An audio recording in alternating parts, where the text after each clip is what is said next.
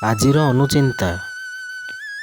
Money ପର୍ସରେ କଦାପି blade ରଖନ୍ତୁ ନାହିଁ, ଏହା ଅମଙ୍ଗଳ ଅଟେ।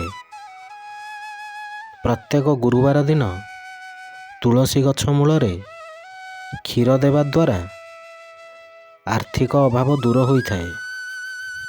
ଘରେ ଯଦି ଅର୍ଥାଭାବ ଦେଖା ଦେଇଥାଏ ଓ ରୋଜଗାରର କୌଣସି ବାଟ ମିଳୁନଥାଏ, ତାହେଲେ ମିଠା ଅନ୍ନ ପ୍ରସ୍ତୁତ କରି କାଉକୁ ଦେବା ଦ୍ୱାରା ଶୁଭ ହୋଇଥାଏ ଓ ଶୀଘ୍ର ରୋଜଗାରର ବାଟ ମିଳିଥାଏ।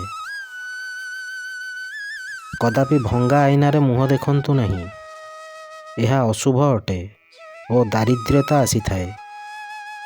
ଗୋଟିଏ ଔସ୍ତ ପତ୍ରକୁ ଗଙ୍ଗା ଜଳରେ ଧୋଇ ସେଥିରେ କୁଙ୍କୁମରେ ଶ୍ରୀ ଲେଖି ତାକୁ ମନି ପର୍ସରେ ରଖିବା ଅତ୍ୟନ୍ତ ଶୁଭ ହୋଇଥାଏ। ଘରର ପଶ୍ଚିମ ଦିଗରେ କଦାପି ରୋଷେଇ ଘର କରନ୍ତୁ ନାହିଁ, ଏହାଦ୍ୱାରା ଅଯଥା ଖର୍ଚ୍ଚ ବୃଦ୍ଧି ପାଇଥାଏ ଓ ଅର୍ଥାଭାବ ଦେଖା ଦେଇଥାଏ।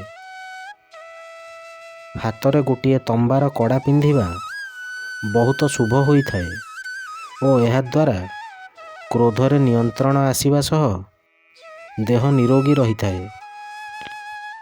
ଶୋଇକରି ଉଠିବା ପରେ ପ୍ରଥମେ ନିଜର ଦୁଇ ପାପୁଲିକୁ କିଛି ସମୟ ଦେଖିବା ଅତ୍ୟନ୍ତ ଶୁଭ ହୋଇଥାଏ ଓ ଦିନଟି ଭଲରେ କଟେ।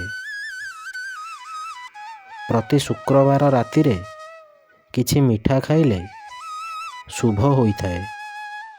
ବ୍ରହ୍ମ ମୁହୂର୍ତ୍ତରେ ସ୍ନାନ କଲେ ତାହା ଅମୃତ ସ୍ନାନ ହୋଇଥାଏ ଓ ଶରୀର ନିରୋଗ ରହିଥାଏ।